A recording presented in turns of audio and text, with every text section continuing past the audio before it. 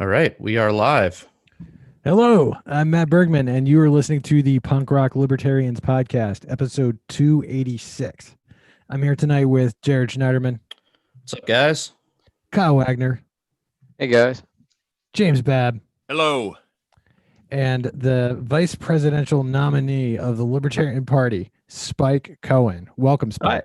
Hey man, how are you guys doing? Pretty, Doing pretty awesome. good, man. Pretty good. It's great to have you here, dude. Yeah. It's great to be here. I'm honored to be here. Yeah, man. We're like just really excited about you coming on, and more excited than that, we're just like so excited about the ticket, the Joe Jorgensen ticket. It's we just had Joe on Thursday night, and one of the things I told her it's I can't imagine a ticket unifying the party the way this ticket has. You know, as far as like radicals and pragmatics. It's crazy because so interestingly enough, and I agree, she's absolutely, and I'm sorry, I'm a little distracted because I'm sharing this everywhere on all my social media. So now you have my attention. I'm Hey sorry. everybody. Yeah, no, I absolutely agree. This is definitely a fusion ticket. Finally, we have a situation where no one got 100% of what they wanted. Finally, in our times, no, we got a situation where the pragmatic people who wanted more traditional messaging got what they wanted, and the radical people who wanted a radical doctrinaire principled application of the Libertarian Party platform and presented at times in a more radical and dynamic way got what they wanted. So it was really a fusion compromise unity ticket. And interestingly enough, shortly after I got the nomination, I thought, okay, now let me see who I've been paired with. And so I go to her website and I go to the issues page, and I'm bracing myself thinking, let's see what I just got into. How am I going to message this? And so I'm looking at it, and I'm reading through her stuff on the war on drugs and ending the wars, and on the debt and on taxes, and I'm reading it and I'm going, I don't find any of this objectionable. Like, I actually agree with all of this. I am fine with bringing the troops home and only keeping what is sufficient to defend against aggression, because I personally don't think there's going to be a lot of aggression, which means that I don't think we're going to have much of a military. And once we bring the troops home and end the blowback, I think that that'll happen. And then I'm like, yeah, don't add to the debt, and yeah, taxation, got to get rid of the IRS. And I'm like, I think this is probably what I agree with 100% here. And then, in reading it and in talking with Joe, I realized what she is presenting is a pretty radical interpretation of the entire Libertarian Party platform. So yeah, no, I'm pretty excited to move forward on this. I definitely think that we are going to be able to, in both our different styles of messaging and the way that we present to people, I think that we're going to be able to really, hit on all cylinders with reaching all of the different types of voters that are out there.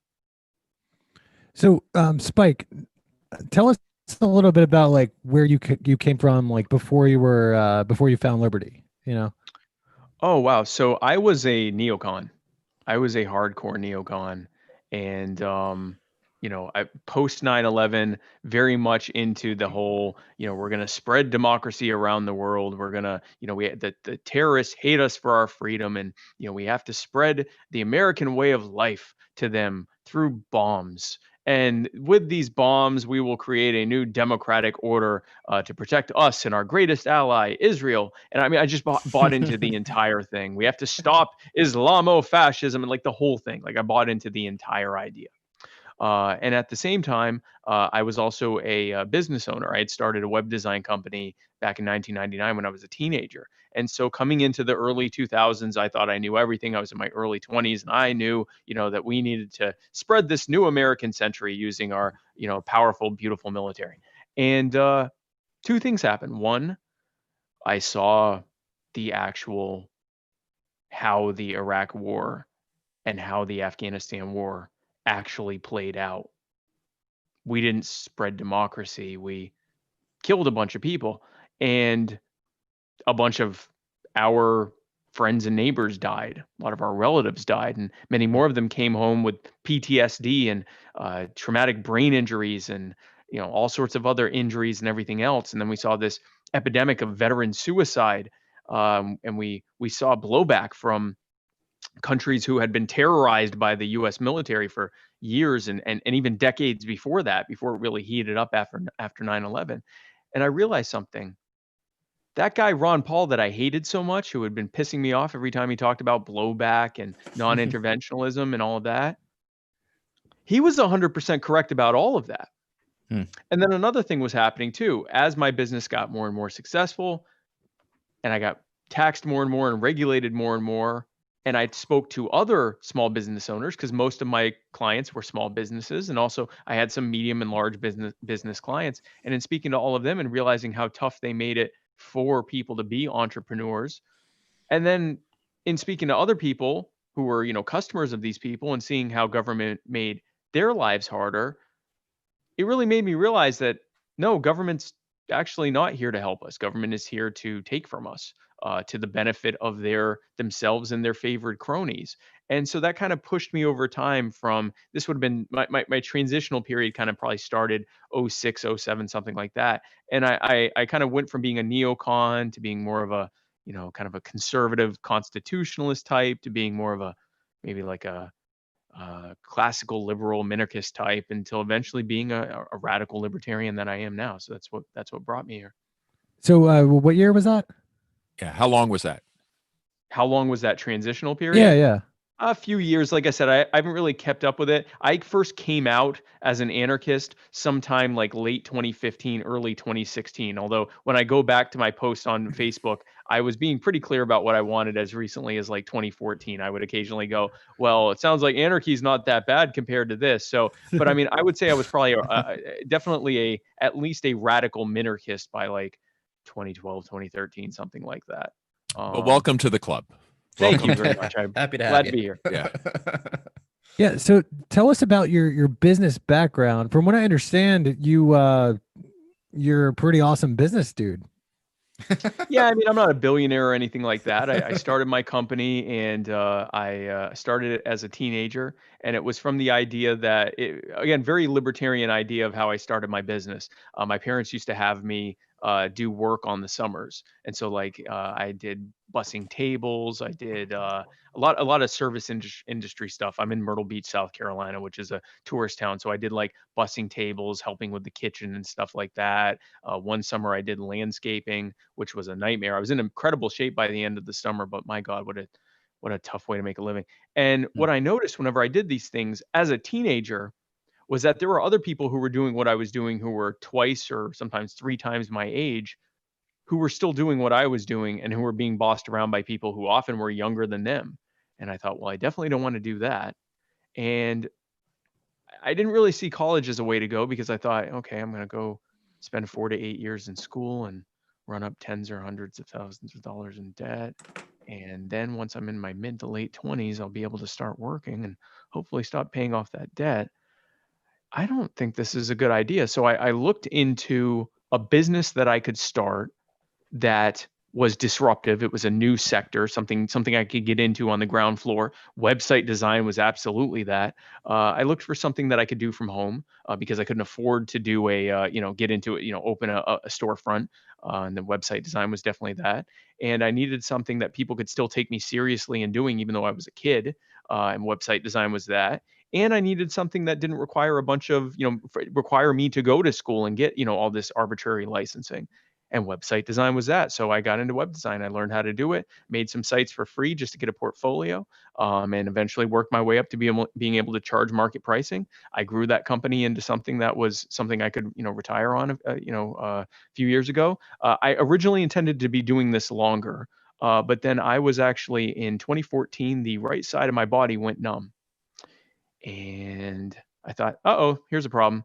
And went to the ER, got an MRI, and actually went through going to many doctors. They couldn't quite figure out what it was. A couple weeks later, ended up in an ER, and they said, you might have MS. And I said, no, I'm pretty sure I do have MS. And they said, well, we're not ready to say that yet, but we think you might have MS, but we're not sure yet. Fast forward 2 years later, 2016, I start having some new exciting symptoms, and I thought, I'm pretty sure I have MS. And they confirmed. They said, yep, no, it looks like you do have MS. And so in 2017, I had to take a real hard look at things. I was being told that I needed to reduce stress and that I needed to just try to live a healthier life. And I was very, very stressed out with my business. And in researching things, like here I am Googling how to live a less stressful life, in my 30s. And one of the things was live a life that's driven by purpose, so that when you wake up, you're excited to do whatever's on your plate instead of dreading it. And I thought, okay, well, what do I want to do?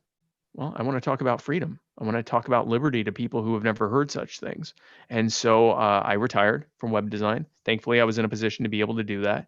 And I went full time into what I was doing. I actually took a brief hiatus, a few months hiatus of not really doing much of anything except learning to live a more peaceful life. And then after that, I got into doing libertarian messaging, and that culminated with my becoming the host of My Fellow Americans, the co-host of the Muddy Waters of Freedom, and the co-owner of Muddy Waters Media. And we have been, for the past few years, we have been, for the past 3 years, Muddy Waters Media has been using entertainment to spread a message of liberty outside of libertarian circles to a public that hasn't heard ideas like self-ownership and voluntary solutions over coercive ones and non-aggression and property rights and things like that. So that's what got me where I am today. So with the Muddy Waters Media, would you say your audience is like 50% libertarian, or I mean, like, how would you break it down if you had to guess? Well, thankfully, we've been so successful that it has become increasingly libertarian over time. So it probably was at one point far less of a percentage of libertarians, but as we've been kind of mud pilling them into libertarianism, I guess, it has become increasingly libertarian. But 50-50 is probably close. I mean, we haven't done deep analytics on it, but that's probably a pretty close ballpark. But Does that mean you're converting the status or chasing them away? No. I would say, in converting them and bringing people over into libertarian ideas, and not just libertarian ideas, but bringing them kind of go straight into radical libertarianism. In fact, a lot of our followers that came in as statists when I announced my candidacy were like, voting is violence, I'm not going to vote. And I'm like, I remember when you were a Republican. What are you talking about? But so, kind of bringing them into ideas of defensive voting now. But I certainly won't begrudge anyone who doesn't vote on principled libertarian terms. I'd love their vote if they do want to vote, but no, I converting them over time into really principled radical libertarianism. Yeah. So I'm thinking about sending Kyle over there. Do you guys have like a summer camp program? Do we have a what? Do you have like a summer camp program? A summer camp program? We should probably do something like that. Have like a retreat, a statist, like a gulag. Like a deprogramming thing. A statist deprogramming retreat in the Cayman Islands or something. Can we pray the statism away? Well, I'm afraid I'm beyond help, guys. Mike Pence may have an idea for electrocuting statists until they're libertarians or something, but certainly something I wouldn't propose. I'll say that. So do you plan on using your web design expertise on this campaign a bunch with Joe, or how is that going to work out? Well, I think more so than the actual web design itself is the leadership and marketing and sales techniques that I have learned, and messaging techniques that I learned first with my company and then later with Muddy Waters. There are plenty of people whose highest and best usage would be in doing the web design angle of it. Sure. I can certainly give some input on it, but I think my best usage is in the the messaging end of it as the actual VP candidate. Sure. And so how'd you get hooked up with Vermin Supreme? How did that whole Vermin start? Supreme? Oh my gosh.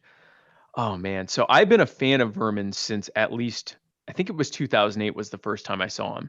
And I've been kind of following him. The first time I saw a news article about a news item about this guy with a boot on his head in New Hampshire who was running for president, I'm like, what? And so I looked up more about him, looked at YouTube interviews and stuff like that, and I got the joke immediately. I was one of the first hashtag in on the joke people. I'm like, I totally get what this guy is saying with all this stuff. I get the allegories here.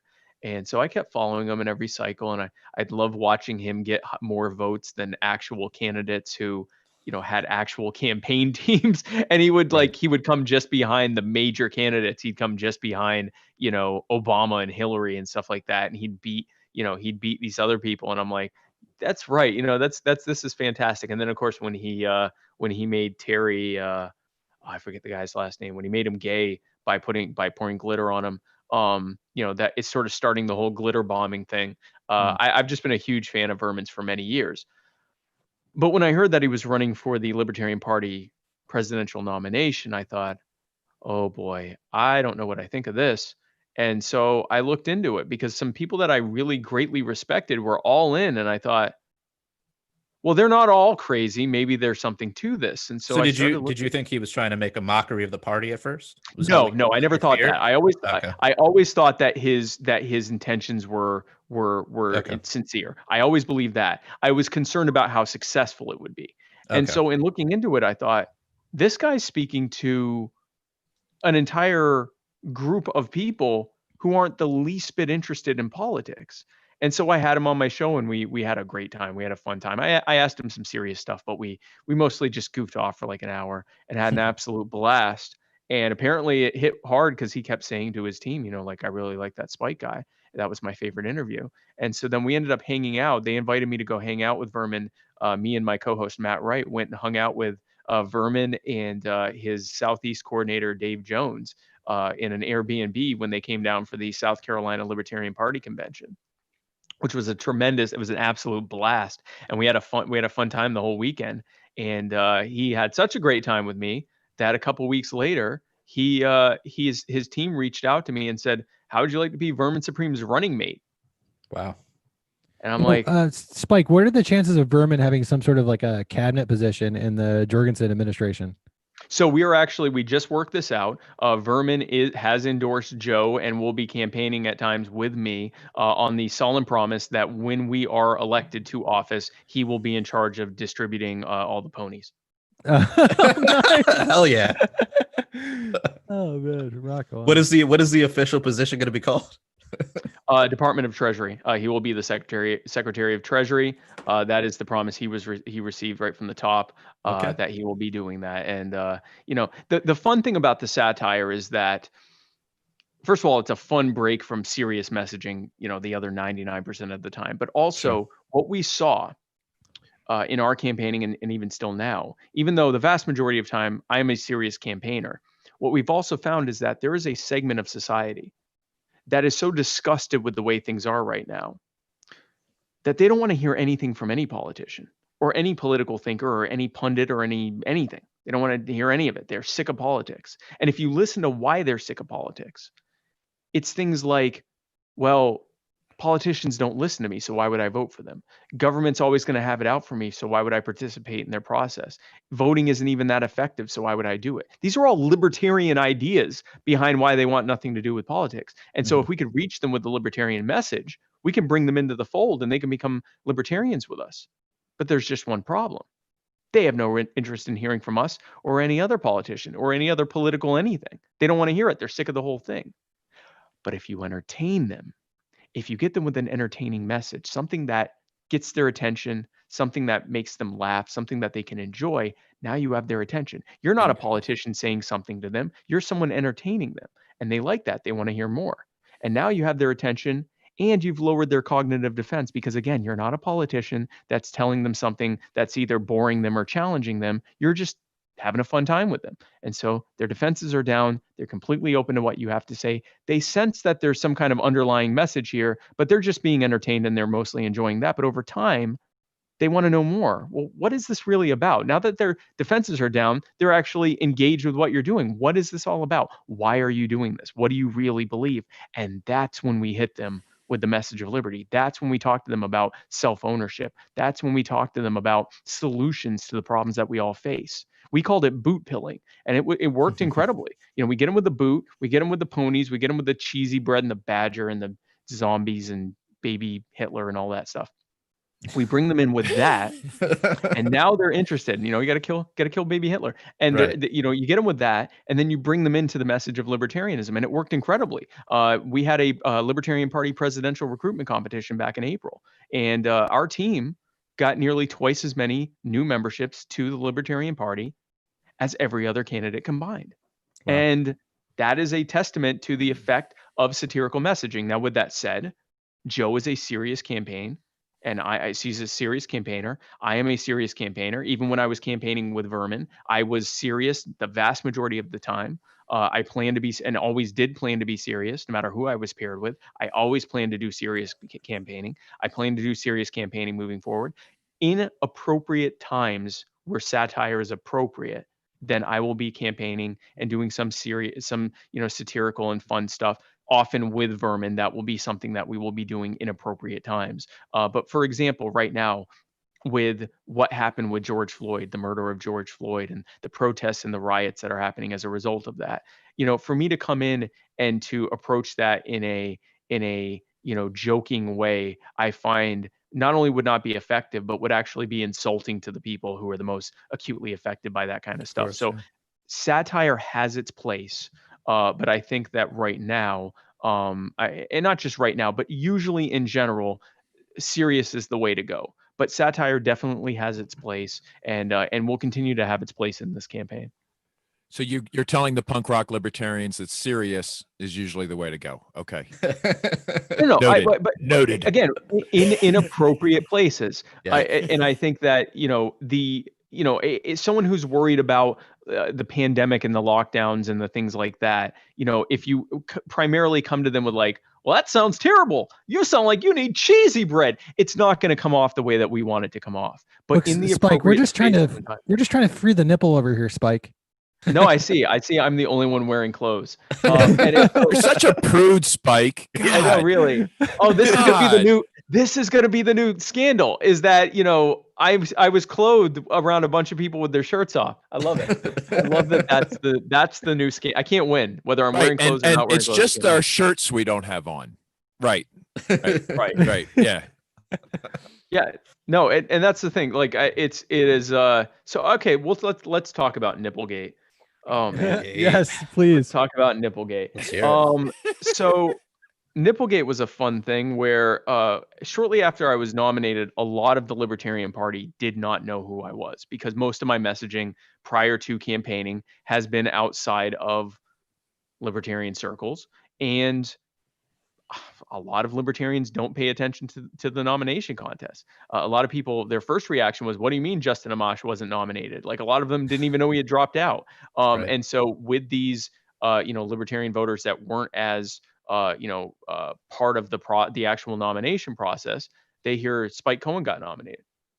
Well, who's Spike Cohen? And so, knowing very little about me, they may have gone on my Facebook or whatever, and they saw that I had a profile picture of myself at the beach, and a oddly large number of libertarians were not happy about that at all. How dare this man be at the beach, topless at the beach, like literally in the water without a shirt? And Because so was it uncomfortably sexy for them, and they felt unusually aroused and felt guilty, or what? I mean, what was going on there? That's a Spike, theory. do you think you were giving these guys wood? Yeah, I mean, listen, that's a theory, right? But we did create a space for them. We created the Libertarians Must Wear Shirts to the Beach caucus, and it is a place for them to express their frustration about such things. And so See, it's a big tent. it's a big tent. a Yeah, no, big listen, tent, we definitely want to remain clothed at the in water Libertarians. We don't want to leave them. And this is a fusion candidate, fusion ticket. But so I went on the Chris and Jessi show, which is a late night comedy libertarian show. And I went on and we had the idea that I would just take my shirt off and just talk seriously the whole time. We would talk about nothing but serious stuff the whole time, and I would have no shirt on. And I did not think it would create as big of a splash as it did, but it did. And it accomplished a few things there. First of all, now everyone knows who I am. And then the other thing that happened there is for the people who want me to, the people who were hoping I would campaign satirically all the time, who may now who may have gotten disappointed to now see that, no, actually, I always planned to campaign seriously. They now realize that, I am not doing this out of fear of anyone. I'm doing this because that was always the plan. Because if I was doing it out of fear, I wouldn't have taken my shirt off during an interview. Right. And the people who are, now being exposed to me for the first time by seeing me with my shirt off, are now going to see me campaigning seriously and be like, oh, okay, good, this is fine, this is good. And they've now been exposed to me. And also, again, with the satirical stuff, we had so many people reach out to the Chris and Jessi show and say, I came in because I heard about some guy had just been nominated for VP who had his shirt off. So I watched this and I am 100% behind what you guys are saying. So it brought in, again, the boot pill Of method. course It it brought did. in people. It brought in people for, they came for the nipples and they stayed for the libertarianism. So, Oh, yeah. Nipplegate Well, I gotta was say, a I success. liked your response video where you shit on Liberty Hangout. Oh, tell us about that video. I wish, and maybe we can put the link to it in the show notes, I'll link because to I it, thought yeah. it was also brilliant. Tell us about your response and Well, how here's the you thing. came up with that message. Yeah. So I had no intention of responding to people who were angry that my shirt was off, because I have never done an interview with my shirt off, or had an episode of my podcast with the shirt off, or anything like that before. And I don't really plan on doing it again in the future. I mean, I may end up getting interviewed while I'm at the beach or something like that, but that's not my thing. I'm not hey, everyone, look at me, I'm going to take my shirt off. Like it's, that's not what I have done. But so I never intended to respond to that, but I was getting a worryingly large number of people who were saying, why are you wearing Liberty Hangout stuff? And it was this hat, taxation is theft hat that I had on. Right. And the last thing I wanted was for anyone to think that I was caping for Liberty Hangout. So I made a video that just said, addressing last night's controversy. And so I said that, I wanted to address the controversy over my choice of attire last night on the Chris and Jessi show, and that I was overwhelmed by the the overwhelming support that I received from my supporters, but that there were some legitimate criticisms from people who were worried about what I wore during that. So I would just like to let everyone know that the hat I wore was not from Liberty Hangout. It's from Dan Taxation is Theft Berman, and that you can get one today at taxationistheft.cards, that you can buy a Taxation is Theft hat. And while you got your credit card out, be sure to go to donate.joj2020.com and donate today to help Joe Jorgensen and I in our campaign to talk to the American people about liberty and present a libertarian solution of setting the people and the markets free in our time, or whatever I said. And it's gotten a ton of views, gotten like something like, I don't know, between Facebook and YouTube, it's gotten close to 50,000 views. And and we got I want to say we got something like $3,000 in donations right around the time that I put that out. Wow. That's been pretty much directly attributed to that. So smashing success all the way around. And I addressed the only concern that I felt was truly something to be concerned about, was whether or not I was caping for Liberty Hangout, which I am not. Definitely not. Perfect. Awesome. Perfect. Turn their stupidity into a positive for your own campaigns. I think that was great. Yeah. Hey, your Wikipedia says you were born in Baltimore. Did you live in Baltimore for any period of time? Just a few years. In fact, that's actually part of my origin story. So Vermin Supreme ran for mayor of Baltimore in 1987 and lost. And my parents, some would say coincidentally, I certainly wouldn't. They moved in 1988. They moved from Baltimore to Myrtle Beach, and so I like to say that they moved to Myrtle Beach because Vermin Supreme lost the mayoral election. I asked them if that was true, and they didn't say anything. So I'm definitely taking that Neither as a confirm nor positive. deny. Close enough. I'm taking that as a acknowledgement by silence that that's why. But yeah, no, I was there. We moved when I was just before my 6th birthday. So I don't have a lot of memories there, but I lived there for the first like 5 years of my life. Cool. So This podcast is based in Baltimore. Well, so we're nice. local. I Oh, wonder cool. if Vermin wore his boot during that campaign. I want to say that the boot came later. I think he first started wearing the boot in the 90s, but I'm not positive of that. But I believe that the 90s was when the boot happened. And he's had many different changes. If you go through, if you go like Vermin Supreme's wiki, or Vermin, you Google Vermin, he's had a lot of costume changes over time. He used to dress almost like a warrior for a long period of time with the boot, and then over time that kind of just gave way to just wearing a boot and dressing as sort of a over embellished politician with not just one tie, but like 6 or 7 ties, and his Armani jacket that he likes to wear and all that stuff. So I believe the boot was started sometime in the 90s. Nice. All right. We do have some questions from the fans here. Let's see. Oh, that's right, because I keep forgetting this is live. Yeah. Yeah, this is this question came in before the podcast, but yeah, we are live. Well, let's see. Here's a light one. What is your favorite intoxicating substance? So I have been sober for 14 years. Oh, wow. But when I was not sober, my favorite was weed. And that's both true and the safest recommendation I can make for someone who wants to be intoxicated, because weed is largely harmless. So no, I was a very I guess that's part of my story too. I don't really talk about that a lot unless I'm asked about it. Okay. I'm open about it, but it's just not. It's tell us about your descent into libertarianism. I'm like, well, I was a drug addict, and that made me a neocon. But it's interesting. My drug addiction times, I was also a statist. So as I became sober, I also became a libertarian. So I like to think that I was a little drug addled, and that's what made me be more of a statist. But yeah, I was a drug addict for the better part of a decade, and then have been sober for going on 14 years now. Cool. Good So, to hear, man. so where do your parents stand politically, and how do they feel about your vice presidential run? Well, my parents are incredibly supportive and support what I'm doing 100%. My dad actually joined the Libertarian Party. Actually, they both did, but my dad was very vocal about joining the Libertarian Party as a result of it.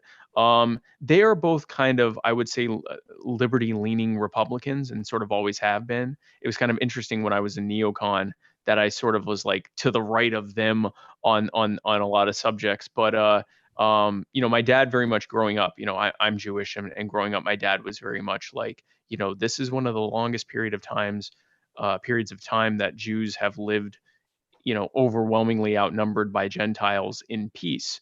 And historically, we've seen that can change over time. So, we need to be able to take care of ourselves if things get bad, and we need to be able to defend ourselves if things go bad. And, we can't trust government when they get into, scapegoating different populations, because they can turn around and do that to us too. So there was always sort of that, even when I was a neocon, I was always kind of suspicious of government trying to, scapegoat different groups and stuff like that. Maybe not as much as I should have been, but I certainly was always sensitive, at least as it came to Jews, that they could turn and blame this all on Jews, and there aren't a lot of us, and it would not be hard to marginalize us pretty quickly. And so over time, as I've gotten older, definitely I've come to realize that, if understanding that could happen to us, we also need to understand that is happening to others, and that we need to be speaking out on behalf of them, because we're in a position where our words are taken a lot more seriously than theirs may be on those subjects. So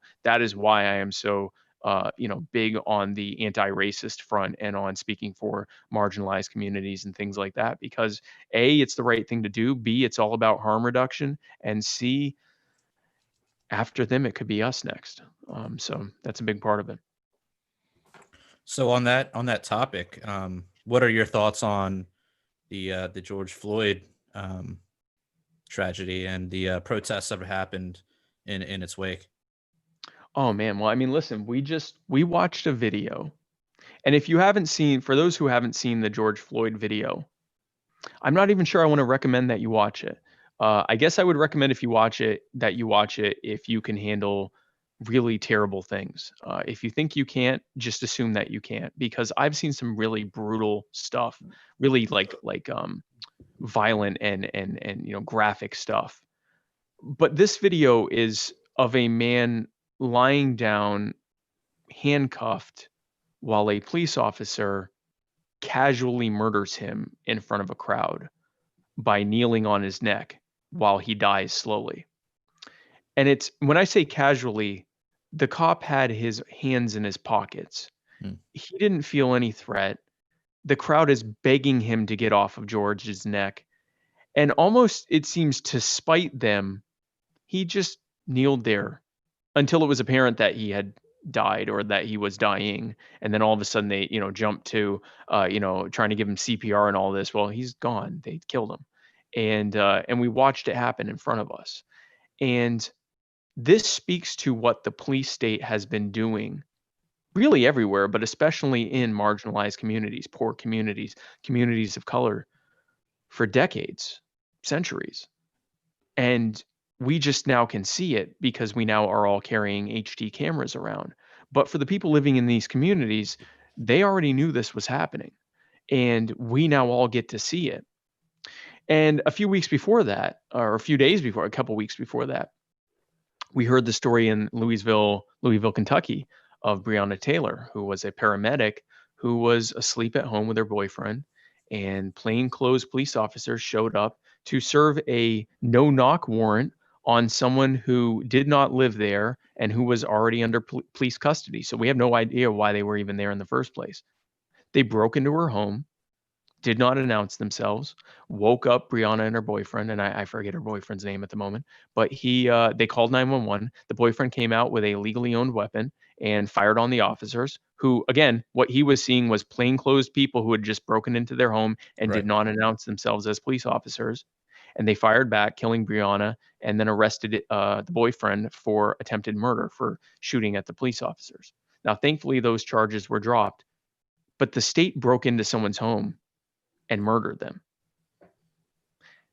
We see this time and time again. Duncan Lemp, Waco, Ruby Ridge, Lavoy Finicum, Tamir Rice. We see this time and time again. Kelly Thomas. What about the libertarian solution? What do you say? Well, what are libertarians going to do to rein in police? Well, I think we need common sense police control for the children. I think that we need to. What does that actually look like? Right. So from the federal level. So for example, we're running for president and vice president. We need to end the civil asset forfeiture program immediately, because that is a big part of what is funding all of this nonsense, and it is happening from the top. We need to end the demilitarization. We need to end the militarization of police by giving them all of these ridiculous armaments. We need to hold any kind of funding that is, first of all, cut a lot of the funding, but hold any kind of state funding to and hold it directly to the states reforming how the police interact with each other. And that means ending the war on drugs, not just at the federal level, but at the state level as well. Ending the war on victimless commerce. So drugs, sex work, all of that stuff. End the war on victimless commerce and set those people free. We need to end the militarized culture that is happening in police departments. I see time and time again where police officers, they talk about, I'm going back on the front lines. No, you aren't. You're going into our neighborhoods. Yeah. You're going into where we live. We are not enemy combatants. They've turned them into battlegrounds. Well, that's the problem. To them, it's a war, and it's a war on us. And that's the problem, is that it is a war on us, and it is especially a war on the poor and people of color, but it's a war on all of us. Duncan Lemp was not a person of color. Duncan Lemp, I don't know what his income level was, but this happens to everyone. This happens to financially secure people. This happens to white people as well. Disproportionately, it happens to the most marginalized among us, but it happens to all of us, and it needs to end. And so on the federal level, demilitarization of the police, defunding of these types of police operations, ending the war on drugs, ending the war on sex work, ending the culture of treating us like enemy combatants, and even worse than enemy combatants, because the rules of engagement for the military fighting overseas is far more strict than it is for police officers fighting, as they see it, us. So that is what we need to be doing. That's the libertarian solution at the federal level for that. Yeah, 100%. What are your thoughts on all the protests that are happening, the rioting, the looting, vandalism? What are your thoughts on that? Well, there's a few different things there. So the protests obviously are completely legitimate, and the rioting, if we are talking about people who are reacting to state actions against their protest, I think that's perfectly legitimate too. I think that you have people that are either through frustration or just to take advantage of the situation, they're now going and looting businesses and things like that, and that's certainly not anything I support. And again, I'm less worried about Target and Walmart who, will more than be able to pay for that, whatever damage is done. I'm more worried about the small businesses that are harmed. I just watched a video of a guy who has lived in, I'm not sure which city this was in, but he, his business is burning behind him, and he's yelling out to people, why are you doing this? I've lived here my whole life. I didn't do anything. Right. What did I do? I didn't do anything wrong. And, my heart goes out to those folks. And I think, we need to speak out against the damage that's being done in those ways. Even though that stuff can be replaced and George Floyd cannot, that's not a reason to do that. And I'm certainly not going to advise people to engage in violence against the state unless it's in direct defense of themselves or others, because mostly on the grounds of it's not going to work. They're just going to kill you, and it's just not a good. It's just not a good idea. And well, Spike, you didn't catch a little wood when you heard that police station was on fire. Listen, like I said, I running for office. Here's the thing: the police state. The most important thing here is all of this, good and bad, all of the protesting, all of the things being burned down, all of the looting, all of that falls. All the blame for that falls at the feet of the people who started this. There were no riots happening before Breonna Taylor was murdered. There were no riots happening before George Floyd was murdered. There were no riots happening before the police did their newest round of casually murdering our friends and our neighbors and our family. They started this. So every bad thing that happens as a result, every bad actor who takes advantage of this, all of that falls at the blame of a militarized police state that treats us and our friends and our neighbors and their friends and neighbors. They don't live in police land. They live in our neighborhoods. Right. Treating all of our friends and neighbors as enemy combatants. They created the conditions for this. And the only way this is going to end is by ending the harm, reducing the harm reduction by the state, the things that are being done by the state, so that we can begin to heal. What would you say to somebody that says all cops aren't bastards? Oh gosh. What does Spike Cohen, who is running for vice president, want to say about that statement? Listen, somebody I know, just told me that, so I'm just curious what you would say. Well, here's what I would say. Told you that. I have people in my family and people I love very much who are officers and retired police officers, who are both active and retired police officers. My beef is not with individual police officers. My beef is with the institution of militarized law enforcement. Because, and this was in a podcast I just did before I came on this one. We were talking about how no one hates the fire department. No one hates paramedics, because paramedics come because they're needed. Whereas the police, the organization of law enforcement, not just the militarized aspect of it, but law enforcement right now largely exists to extract revenue for, small offenses that have no victim. Usually it's just a matter of you didn't comply with bylaw X. And so, that's going to cost you $250. And enforcement of the war on drugs and the war on sex work and the war on victimless commerce.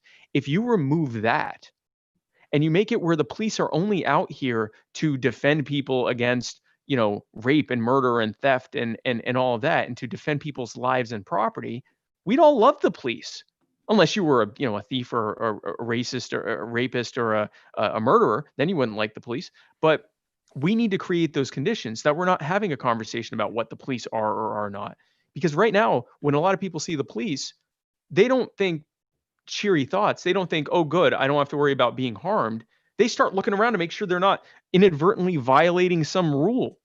Right. When you're driving like down the difference street. between like seeing a security guard outside of your bar, where you're like, okay, this guy's kind of, keeping the place safe. He's not just going to harass me walking out the door. It's keeping your car from getting broken into. Right. Yeah, But when I see exactly, the cop, exactly. I'm like, oh shit, do I have any substances around that I Yeah, should do be I have worried any about? weed on me? Do I have any weed on me? Did I forget to renew my registration on my car? Is Right. my tail light out? Am I going to give this? Is this guy going to take a look at me and not like how I look, and so he's going to give me a hard time about, that's not how we should be interacting with the police. And that Right. is entirely a function of the war on drugs, the war on victimless commerce, and the just the overall militarization and institutionalization of the police treating us as combatants. Yeah, I 100%. agree with that stuff. I think I'd like more discussion about arrest techniques. I don't understand how after the Eric Garner situation where they choked him out and he ended up dying, that police departments around the country aren't more sensitive to letting the person they arrest breathe. I would think that would be a big priority. So nobody's really talking about the techniques that they're actually using to apprehend people. I have no idea what this guy was thinking, putting his knee on a guy's neck for an extended period of time. Now, thankfully, he was, as I understand it, he was arrested on, I believe, third degree murder or something like that. I don't know if what he did was considered a legit, detainment procedure or anything like that. And I don't claim to be an expert on that subject. But here's what I will say. Overall, again, the police need to be remembering, and this is not just the individual police, but the policymakers, the people that are determining the standards of operation for police departments need to remember that we are not the enemy. We are just the people out trying to live our lives. We often hear the police are just trying to get home safe to their families. So are we. So was George Floyd. Breonna Taylor was already safe at home with her family. Tamir Rice, who was, killed for having a BB gun, and the police never bothered to, even though the person who called 911 about it said that it was probably a BB gun that he had, they came within a couple feet of him and basically told him to put his gun down at the same time that they were shooting him. This was a 12-year-old. The person, I forget who his name was, and maybe one of you can tell me, that video of the guy with the he had like I don't know if it was a AR-15 or an M14 or M4 or whatever he had, but where he was giving this ridiculous set of instructions to someone who was coming out of a hotel room. Yeah. It was Daniel Shaver. Yeah. Yeah, I Daniel believe Shaver. it was his name, and that was the cop's name, right? The cop was actually not the guy giving the orders. It was the shooter was. The shooter was next to the guy giving the orders, which kind of changed the video a little bit for me. But it does speak to your point about how they're overly militarized and overly aggressive, and very much treating it like, this is a combat situation. And meanwhile, this drunken guy is like crawling down the hallway, crying and sobbing. It was hard to watch. And he was shot because he didn't comply with a conflicting set of rules. At no point in that video was he doing anything dangerous or doing anything that posed a threat to those officers. The officer shot him because he didn't do something that was physically impossible. And I forget what the set of instructions were, but it was like, put your hands behind your back, but keep your hands out or something like that. Right. And it was like, because he didn't do something that was physically impossible to do, the cops saw fit to kill him. And that cop he was didn't get trying any to crawl trouble. to the end of the hallway, and then his pants were falling down, and he reached back to pull his pants up, and the officer thought he was drawing a gun. At least that was the officer's defense in trial. So when you look at it in slow frame, his hand goes back. It does look like a gun draw, but I mean, the guy was completely drunk. Let's face it, the police union narrative fabricator came up with that after they saw the evidence. I watched that right? video, and there was, maybe if you just looked at that one frame, you could conclude that. But It's the best they could come up with. Well, guys, I mean, he had the safety on until the guy's hand goes back. Like, they did it in slow-mo in the trial, and so that was why the officer got off. There was a lot more information that comes out in trial than what the internet detectives realize. But I still think that the cops were, to your point, overly aggressive. I don't know what's up with the Mesa Police Department, but like, they're very, very aggressive. Well, what about could be steroids? And I think what do you think? I mean, do you think there's a culture of aggression? I mean, when we saw George Floyd getting murdered, there were 3 other cops at least standing there nonchalantly, as if this is nothing new. This is just another day at the office. How we do it. Yeah. And we see that all the time. Like, everybody, like, whenever there's a brutal situation, all the other cops are just, they're either joining in or just trying to block camera views, but generally assisting in whatever crime is being committed by police. They're right there to back it. And isn't that where does that culture come from? And that's arguably more troubling, or it's at least as troubling as the person actually doing that thing, is that there are others kind of standing there like, yeah, this is how we do it. Yeah. Or it may be, well, I don't like that this is happening, but we don't stop each other. And that's a huge problem. I think there's two things. I think, first of all, the standards of operation that they're using are obviously way too aggressive, considering they're dealing with just us, the public. We're not terrorists. We're just people living our lives. And I think also it's sort of a chicken or egg thing. I'm not sure which came first, but now, knowing that that's what it is, I think it invites a lot of people who want to be aggressive into that. And so I think it sort of feeds into it that, we end up with this sort of over militarized, and I don't even like using the word militarized, because again, military that are overseas fighting against, combatants, they have a higher set of standards. Now, meanwhile, they're going and invading other people's countries and killing them, and those people are defending themselves against it. But even still, the way that they treat those enemy combatants, they actually have to have more restraint in those situations than police do with us, with civilians who are just living our lives. So it is an absolute problem, and I'm sure there's a cultural issue to it. I mean, there's the statistics about there was a study done back in, I forget when, I want to say 2001 or 2003. And it said something along the lines of, they believe that as many as 40% of police officers have been in domestic abuse situations. That lends itself to the idea that there is 40% reported. 40% reported. 40% reported. That lends itself to the idea of a culture of aggression. And, if that aggression was only being used against people that are, harming others, then maybe that would be a good thing. But when it's being used against people whose taillights are out, or whose expiration, their, registration expired, or they, are possessing or selling a product that the government decided is worse than alcohol for some reason, then now it's a real problem. What did you happen to see Jim Bovard's recent column? And I'll just read you the headline: "Cops killed because we gave them the legal framework to do it." And he addresses qualified immunity and the role that plays, and in just sort of creating this culture of aggression because of the just complete lack of accountability. Would you agree with that?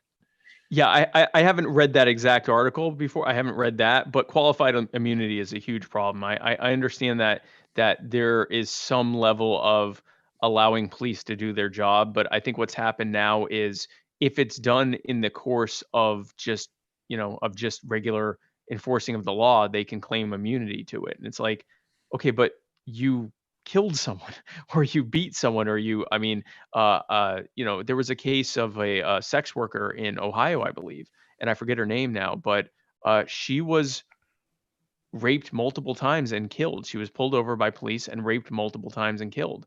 And as far as I know, no one went to jail for that. Some people got fired for it. That's a huge problem. Yeah. If any of us did that, we would rightfully be prosecuted, possibly even put on death row for that, depending on the state that we're in. And I wouldn't be too upset to hear that someone who, raped and murdered someone got put on death row. I'm not in favor. I'm against the death penalty, but if I heard that case, I wouldn't get too upset about it. And yet here they are going free for it. So no, qualified immunity in general is a major problem. What's the plan for the campaign here? Because you guys are, there's a lot of people quarantined. It's tough to shake hands. It's tough to do the things that normally are involved in a campaign. Have you guys talked about what the plan is? Yeah, during COVID-19, it's hard for anyone to get you to, let you kiss their baby, right? Like, and it's like, don't kiss my baby. Wait, isn't COVID? I thought COVID-19 is over now, that we can be afraid of looting and riots and stuff.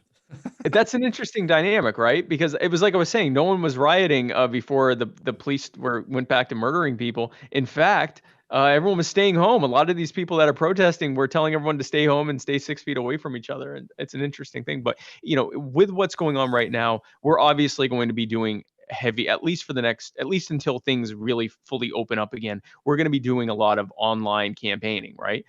Because even as things are opening up, people are still kind of hesitant to, it's one thing to say, okay, you can finally go to the furniture store, you can finally go get your hair cut, you can finally go to the beach or whatever. It's another thing to say, yeah, let's all hang out, let's 500 of us hang out and do something. So there's going to be some hesitancy there for that. But with that said, so I think at least in the short term, we're going to be doing a lot of online campaigning, but I find that to be a great equalizer. So usually Donald Trump, Joe Biden, the Republicans can fill up stadiums with AstroTurf, and they can get up in front of a podium and have dozens or hundreds of people behind them and kind of exude this idea of inevitability or popularity to the people watching. This idea that, look at all these people behind me. Why aren't you behind me? Everyone else is behind me. Well, now, like I like to say, we're all just a bunch of schmucks in front of our webcams, right? Joe Biden has a podcast. Equalizer. It's a great equalizer, and Joe I have Biden a feeling now, a lot of people are excited that Joe Biden won't be on stage with them, right? Like, I think with Joe Biden's the kind of candidate, even if you're his supporter, you'd rather see him on a Skype chat than Can you let him near your kid. Can you sniff through a webcam? I don't know. Sniff. Well, that's the new thing being rolled out by Zoom, is the ability to sniff your the people you're talking to. Smell. But no, I've been saying to people, everyone's been trying to stay at least 6 feet away from Joe Biden for quite a while. Imagine how he feels now having to reciprocate. But so he now has to have a podcast, which sucks. His podcast is terrible. And so, my podcast is way better. This podcast is way better than his. So we're all just people in front of our webcams now. And the only difference is there are people in front of webcams having to defend this whole thing that they've created. They have terrible ideas. We're people in front of our webcams with amazing ideas. So I find it to be a great equalizer. Our use of being able to do podcasting interviews and viral videos and viral marketing, is going to be incredible as an equalizer. Now, with that said, we will be, going to events as things begin to open up. And of course, if you want to help us get to events, go to donate.joj2020.com. We would love to come to your events. If you want to see this smiling face at your libertarian or liberty adjacent event, or to speak out at something like your clothing optional event or whatever's going on. Clothing optional, whatever you want to do, be happy to go there. Just go to donate.joj2020.com. We need the funds to be able to get out to these different things and be able to effectively market. But I think the majority of our marketing is going to be online, at least in the short term. I think coming into later on in the summer, we'll be doing more offline stuff as we see, as appropriate. But that's how we'll be doing it. You've got to get bumper stickers and yard signs out. Libertarians love that stuff. I don't know if they're available yet. Not quite yet, but we will have branded merchandise out very soon. Awesome. Very nice. What about blimps? Any are there blimps happening, or a giant Joe Spike blimp with my face on it, just like no. That has not been. We have not talked about again when there aren't a lot of people outside. Who's going to see the blimp? Who's going to see the blimp? So maybe a virtual blimp, but blimps work over stadiums full of people, not so much over like stadiums that are empty. Right. Well, Spike, thanks for coming on here, man. We're just about out of time. We're about to head over to our after hours program. Is there anything that you would like to plug? Yeah, absolutely. joj2020.com. And to, reach out to us on social media. If you look for Joe Jorgensen for president or Spike Cohen on Twitter or Facebook, you'll find us there.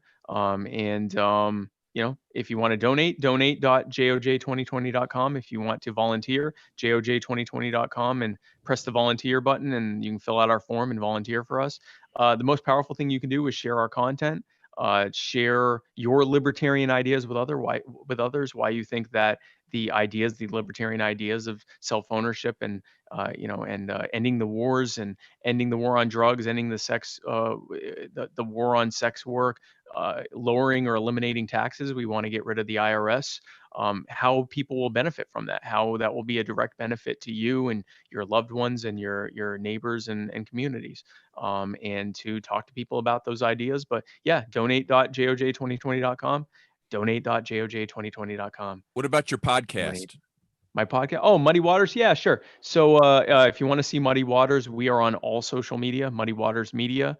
You'll be able to see all of our fun memes that we have in our shows that air on Tuesdays and Wednesdays. Coming soon, Tom Arnold will be doing the Hick Losifer on Thursdays, I believe. That'll be on Muddy Waters Media, and we'd love to see you on all or both of those things. Awesome. Awesome. Sweet. Yeah. Well, this podcast is brought to you in part by Conversations About Freedom podcast, hosted by Moral Bob. We also have t-shirts at libertariancountry.com. If you type in the code PRL, you'll receive a 10% discount. If you spend $50 or more and you type in the code PRL2, you'll receive a 20% discount. Until next time, live free Or die.